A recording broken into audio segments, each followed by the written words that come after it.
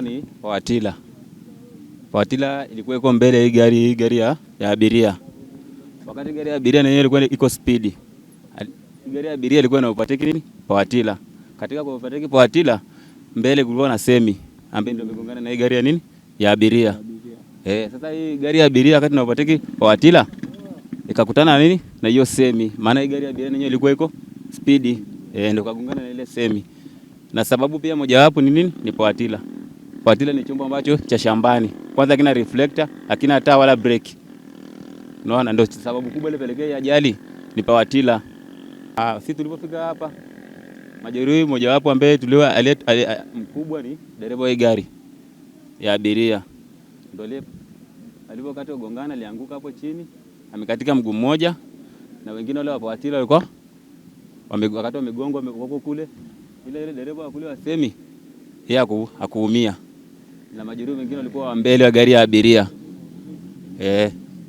Hatua tuliochukua ni kuwaisha majeruhi hospitalini.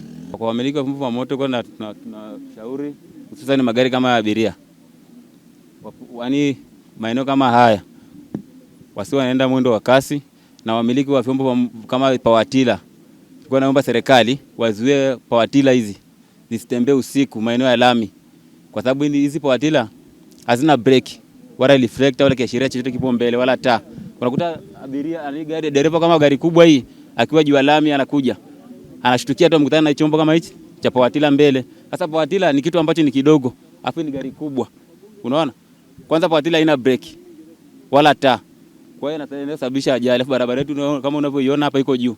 Dr. Selemani Juma ni afisa usafishaji Magugu. Kilichotokea hapa ni ajali ya Masalu na chanzo ni Pawatila ambaye iligongwa na Masalu. Baada ya kutokea hivyo ni skani ikawa imefanyaje? Imempiga kwa ubavu. Kwa baada ya hapo tulifanya kuweza kuokoa dereva na kuna dada mmoja na kuna brother mmoja hivi. Changamoto ni issue ya Pawatila kwamba dereva alishtukizia kwa haraka. Hali majeruhi mimi nilomuona sana ni dereva wa basi na dada ambaye anahusika kwenye basi hilo. Huyo mwingine ni katika miongoni wale walikuwa kwenye Pawatila. Ila dereva ndo alikuwa na hali mbaya sana. Tulichokifanya sisi ni kumkimbiza kituo cha polisi, kituo cha afya Magugu na kumwacha pale na huyo dada mmoja. Kwa sasa tuelewe kilichoendelea huko ni nini, lakini hali yake ilikuwa ni mbaya.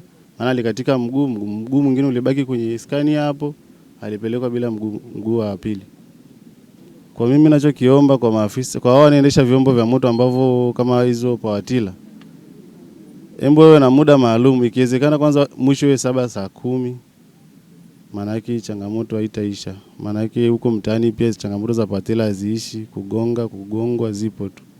Mohamed Miraji Nasibu. Mimi kwa ajali mimi sikuishuhudia. Ila mimi nimekuja nikaiona ajali jinsi ilivyo. Mimi kwa ushauri wangu kama serikali waiangalie hii barabara. Hii barabara hii hapa sio ajali ya kwanza. Japokuwa hii hapa ndo ajali ni tukio ni kubwa sana.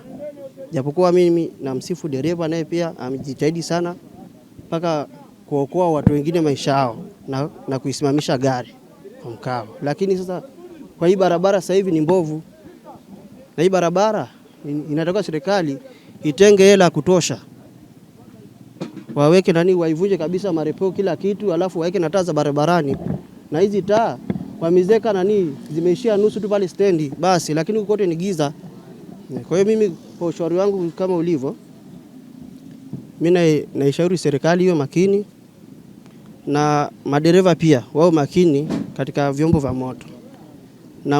Na mwendo pia wapunguze, maana wanakuja na mwendo kasi sana.